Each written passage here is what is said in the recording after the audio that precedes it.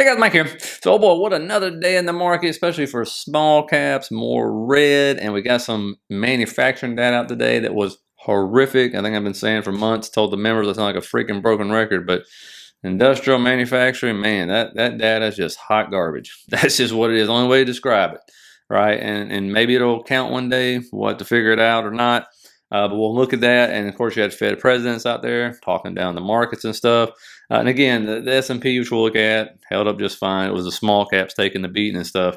And we'll definitely really home in on the IWM, Tesla, especially. I told you it's going to bring down the whole sector, right? As long as the granddaddy goes red, the rest of them are coming down with it. And we'll look at a few others as well. But look at this data coming out of New York. And again, most people don't really pay attention to this one as much as they will Philadelphia and some others.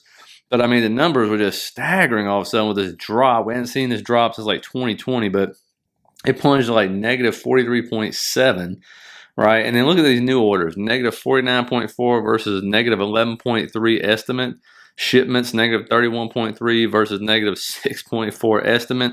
I mean, that was the numbers. And then you just look at the chart itself and you can see like, wow, that is a big plunge. Like really. And of course, I mean, it's been, really just teetering in contraction, out of contraction, all this stuff. And so again, this isn't the area where people are going to hang their hat on as far as the economic data is concerned coming out of this area, but Philadelphia manufacturing and some other places in the country who have more manufacturing, that's ones people will really look at, because in this one you've seen it's been very volatile, right? Had big spikes, big drops.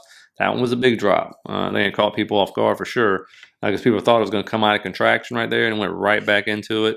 Very quickly. Now, a few things we're going to look at, and it's hard to even piecemeal this data together for you, but it's like, what is the economy like? What is the market like, especially forms of liquidity? There's all different types out there. And then, of course, where as a consumer we stand and everything, right? And we're trying to figure out if you're going to hear recession thrown around all over the place, uninverted yield curves, Fed cutting rates, what the market do. I mean, I just did a whole video on this and stuff for the members. And, it's stuff like this where the government, of course, has been propping everything up, right? So they come out today and lawmakers announce they're very close and will try to pass this bipartisan effort, right, to increase the child tax credit, which will help folks who don't have the appreciating assets, and then revive those tax breaks for those large corporations. I don't think that's going to really help people like a family-owned business or smaller businesses. Maybe it does. I hope it does, but I doubt it will. But again, that's a form of liquidity to the economy, which the market will like to see most likely. But the other one is, and this is just staggering to me, that 9 out of 10 U.S. mortgage holders have a rate below 6%, but that's nothing. Look down at the bottom. And I know this is a terrible chart, but 23% of mortgage holders have a mortgage rate below or 3% and below. And please put in the comments if you're one of them. I know we are 2.1%. And then when you go up to just 4% or below, it's over half mortgage holders have that. I mean, I don't know, is there any time in history that we've had mortgage rates this low that we've been holding on to? Not to mention the equity we've been able to build up because of inflation, because of the rise in housing prices, because of the low inventory. I'm just curious if you can think of a time. I certainly can. I know I bought my first house. It was, 8% or something like that, and that was in the 2000s. So, yeah, I mean, if you bought in the 70s and 80s, mortgage rates way higher than that. So let me know if you can think of that or what your mortgage rate is and stuff. And the other thing that's turned is going to be the global tightening cycle. Now you have many different ones. This includes 51 central banks that have paused and are starting to cut rates. So you see the big increase when everybody was tightening, and now we're starting to see the decrease, right? So not just here, but around the globe. So it's global liquidity, global QE stuff and everything. And you'll see the Fed, if they start to cut rates, they're dang sure going to slow that balance sheet runoff, or they're going to stop it completely. So that'll be a whole other thing. We'll have to see how the market reacts to that. But the other things to watch here is you got the dollar sitting right here, pressed up against that 200 moving average. That's what stopped it today. Also got that fair value gap to the left. I think this is what that shorting point I was talking about a while back. You got the 10-year yield. What's it doing? Sitting right there on the trend line and the 200 moving average. And if those end up breaking through, stocks are in deep trouble. But if they reject, stocks will obviously be able to recover and consolidate and maybe even move up. Now, the S&P, we're going to keep it simple as always. Where are we at? Still in this 2% range. Still just set between 4,700, 4,800. No big deal. Nothing going on. I do find it interesting that we haven't had a 2% drop in the S&P in like, a year and a half or some crazy mess. It's been a while, if I'm not mistaken. Read something on that today. But you can see, I mean, is this going to turn out to be a double top? That's what we got to figure out. There's where all-time highs would be if we make it up there. You saw it on a short-term time frame on the daily there.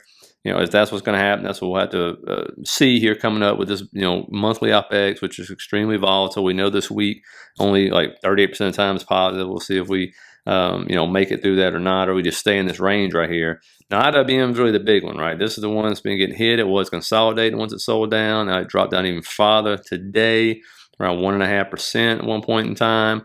And, when you look at this, you think, oh, the 50 is right below it. So maybe we get a bounce, right? Oh, boy. And then you get 100, 200 below that. And I said, let me look at this thing. I don't remember a single time the IWM over the last at least 5 years bouncing off the 50. It just cuts right through it. And if you look at the chart, that's what happens. It literally just cuts right through it every time it approaches it. It has no respect for it. And when you look, what do you really see it bounce off of? The 100. It respects the 100. It respects the 200. It has zero respect, even on uptrends. Look at that. It just cuts right through it. For the 50, it'll come down and use the 100s where it loves the respect, right? And if it gets to the 200, a lot of times it'll do that as well. So I thought, well, maybe that would be a place which, would make sense. Could it happen? Sure. But you look at even over the last year and a half, it just cuts right through it, right? And so that's why a lot of people, they're saying 183, 184, which would make sense because it puts it in a fair value gap. You have your 100 and 200 right there as well. And so that would be an interesting bounce place. It's going to bounce. And that's only like 3.8% away. I mean, we were down at one point in time like 1.9% today. So that's nothing, really, if you think about it. Doesn't mean it's got to come down that low. I mean, could get a bounce tomorrow or nothing. But again, if you're looking for bounce places, always look at those moving average, see which one they respect, see if we finally get bounced off of 50. That'll be interesting to see. But the other thing is you got to pull up here on the MACD because you can see the RSI is below 50 now, which is not a good thing. But you pull that MACD and this thing cannot cross that zero line. If it crosses that zero line, oh buddy, right? It's going to be an interesting time to say the least. That don't mean it's not going to get us bounces here or there and all that good stuff. But all you're looking for is lower highs and lower lows, or a reversal up for higher highs and obviously higher lows at this point in time. Now, in order for this to happen, we talked about regional banks, which are reporting earnings this week, still selling off, sold off today again. Again, setting a fair value gap, setting a major support area right here, needs a bounce. But again, it's got some support. But if it falls through that, obviously we're going to be heading down to about 45 will be our next level. Unless, again, this is another one. When you look at it, it doesn't respect the 50. I don't think it's going to bounce off the 50. It respects the 100, respects the 200. So just keep those levels in mind. You also have PSCT. These are your small cap tech stocks, okay? Kind of a little consolidation right here, trying to hold on to that level. But again, it's got its 100, 200, 50, everything right in the same area. So that would make sense for a bounce right there. It looks like around 43 if I'm not mistaken. And so we'll see if that holds. But these two right here, because the IWM has so many regional banks and it's small caps, obviously, technology companies, these right here, this has to hold. Okay, if these continue to sell down after such a big run up, then IWM will continue to show weakness. Now, Tesla, of course, Elon, I've already told you, personally, I never have liked the guy because he comes out and says crazy stuff, whatever, and tries to hurt the stock price. But you can see he wants greater control of Tesla, always thinking about building his AI somewhere else or taking his toys and going somewhere else. And of course, people freaked out because the only reason it has such a high valuation because people say, oh, it's an AI company, it's a tech company. Even though 85% comes from cars, again, they're, very technologically savvy cars or whatever. But he even said in this statement here that once they sell some lawsuit, they're going to come out with a different package for him, issuing more shares and all that good stuff because he only owns like 13% of the company, needs more money, he's not rich enough and don't have enough control. So that's what really got it gapped down today. And as you can see, it gapped down below that 200 weekly moving average we talked about, gapped back above, able to hold right there. Prior day's closing price, as you can see, and above the 200 weekly average, it got back above that trend line.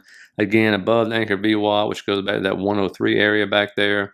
So kind of almost like a flash crash down below it. But again, that MACD is below the zero, which is never a good thing to see. So we're going to see if this thing finally starts getting some kind of volume to push it up, or we can start heading down to lower levels. And when I mean lower levels, when we pull out, what you need to look at and understand, if this thing does start to bounce, that if we pull the moving averages, it's going to have a whole lot of resistance, right? Because it's broken down below all the moving averages, below all the key levels and stuff. And so you're going to have 225 being definitely a problem. The 200 moving average lines up right with that area, 231 and 233, which will support for about, 7 weeks right there. And so that's something to look at. If it breaks down below as we pull out, and pull our volume profile up, you're looking at 214, then you're going to look at 205, 200, 205 really for an area support, and then below that it's around 185. So just keep that in mind. We'll see. Again, a lot of people have cash puts they've sold on this, so they'll be picking up the shares between usually like around 195 to 210, somewhere in that area, if they get called on those cash puts. And of course, if it continues to sell off, like we talked about, this will be all red. This is the whole sector. Okay, the granddaddy will bring them down just like it has been. Just like one boat lifts all tides. If it starts to move back up, you're going to see all these stocks most likely move back up. Now, AMD, monster day. I think at one point in time it was over 10%. The reason why, it got 2 price upgrades to like 190 to 200. As new price targets, I believe, is what they came out with. To the left, it's all-time highs. We'll put a horizontal line right there. It's not far away from it. Okay, it's not far away at all. And so, again, can this continue to push? Yeah, I mean, because semiconductors were just beasts today. Okay, and the sector in general continues to push up. As you can see, that's almost straight up. I mean, you got a little consolidation in there. This is a weekly chart, but again, all-time high. It's most likely going to set it for sure coming over the next month or two. Now, NVIDIA again, so that's another new all-time high. I honestly, when it comes to this one, I don't try to predict it. You see, I don't barely even chart this thing because it's been such a crazy move, continues to be such a crazy move. And when AI hype keeps kicking back in or whatever, and they come out with a new chip, you get these major, major rallies. I'll put this trend line here just for the heck of it. If it ever comes down and starts touching this one again. And this is another one when it comes to even like moving averages, because when you get any kind of hype for anything, I don't care if it's EV hype, AI hype, whatever it is, it doesn't really care when you pull the moving averages up, anything about the moving averages, right? I mean, as you can see right here, I mean, when it was moving up, it didn't touch any of them. When it came down, it cut right through the 50. Right through the 100. I mean, maybe you can sit here and say, oh, well, I guess it cares about the 100 moving average. Hadn't touched the 200 in over a year. And so when it was coming up before, it didn't really care about the 50, but respect to the 100, 200 right there. But this is just a different time frame right here. So, I mean, a 200 touch at some point in time would be an interesting thing to see. That would be a big time drop because right now it's like 34% above, which you would think is a lot. That's nothing. Back here, it was, I believe, 86%, if I'm not mistaken. No, I'm sorry, 90. It was 93% above. And so again, this is just one of those things. Until the AI hype dies out, which it always does eventually, you'll get a touch of that 200, and I mean, you expect it would hold as long as their revenues are holding up and stuff. And that would be a good buying opportunity most likely. But I know there's a whole lot of call volume coming through for this one. Call sweeps like crazy.